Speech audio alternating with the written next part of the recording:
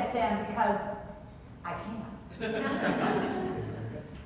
And because turning myself upside down and finding my balance reminds me that I can still maximize my potential.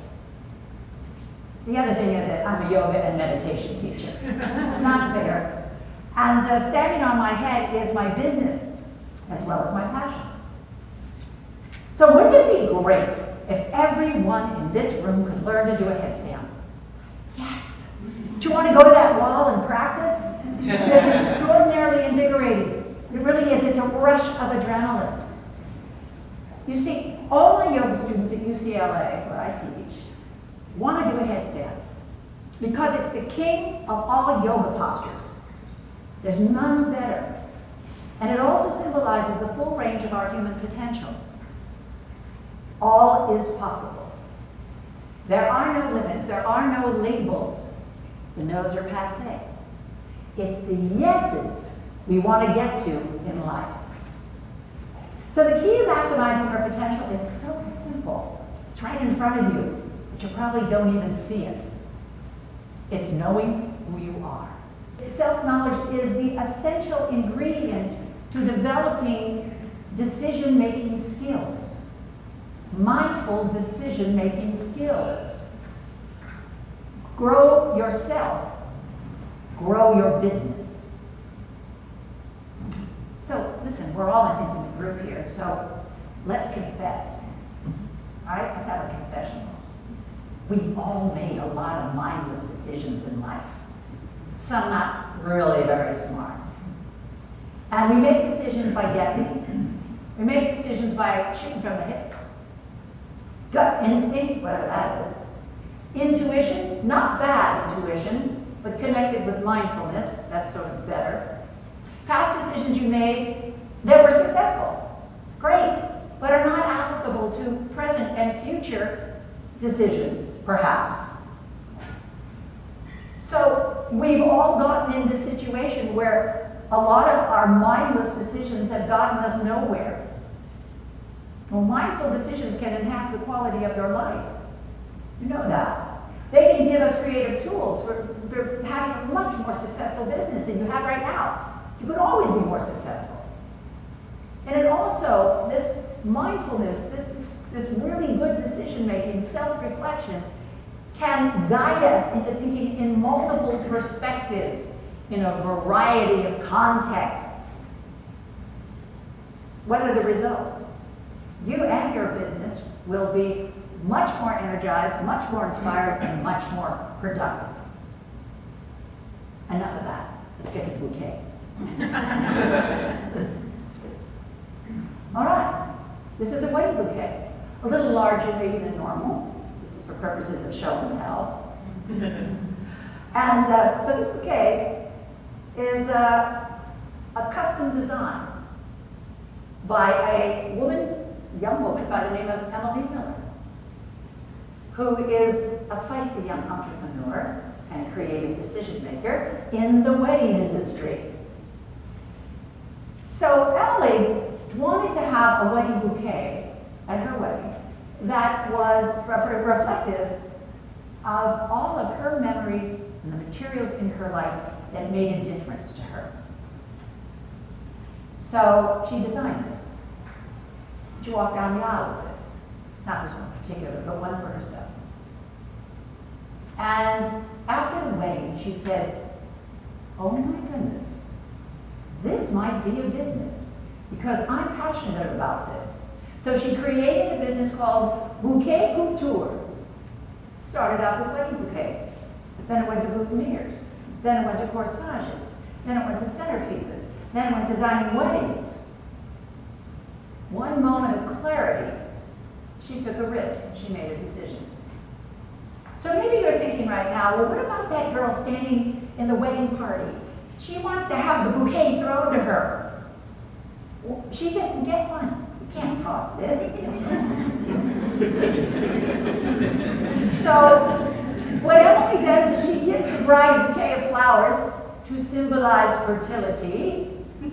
And that girl is waiting there, and someone out there is going to get it.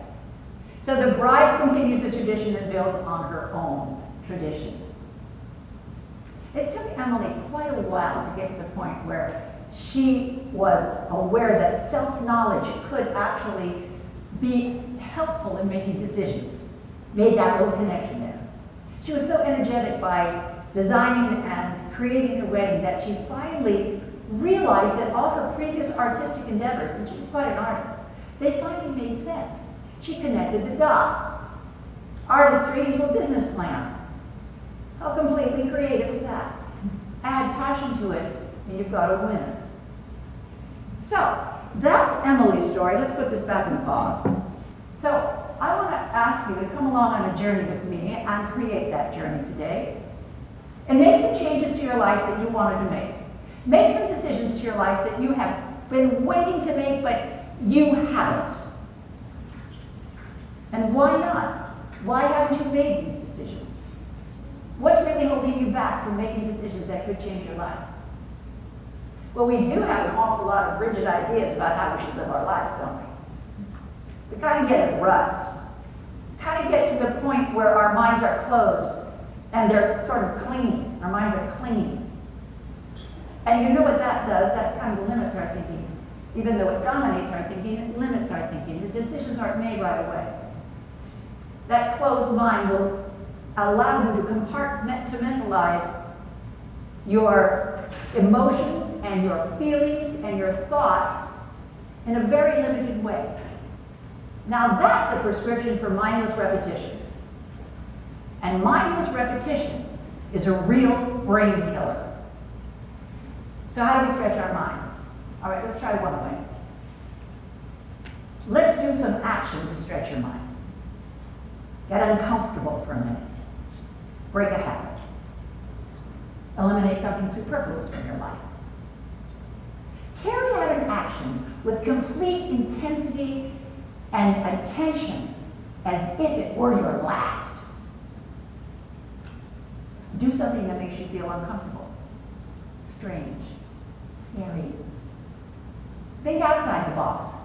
Oh, I know, that's a cliche now. Probably get into your brainstorming sessions, let's think outside the box. Okay, I say let's go back into the box. Because you might have left a fabulous idea down the bottom. You didn't know that. Start to live your life today, a life that reflects your values, your desires, and also the needs of your company.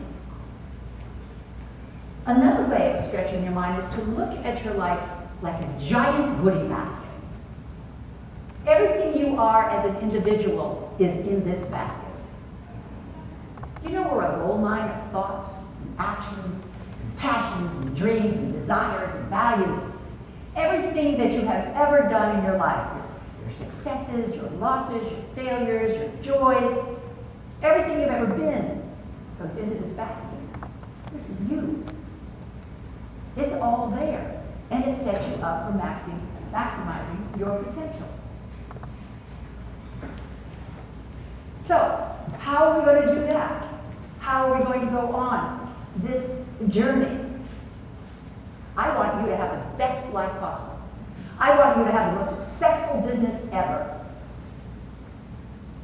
I want it productive, creative, profitable, sprinkled with the courage to take risks, make glorious mistakes, and plenty of leaps of faith.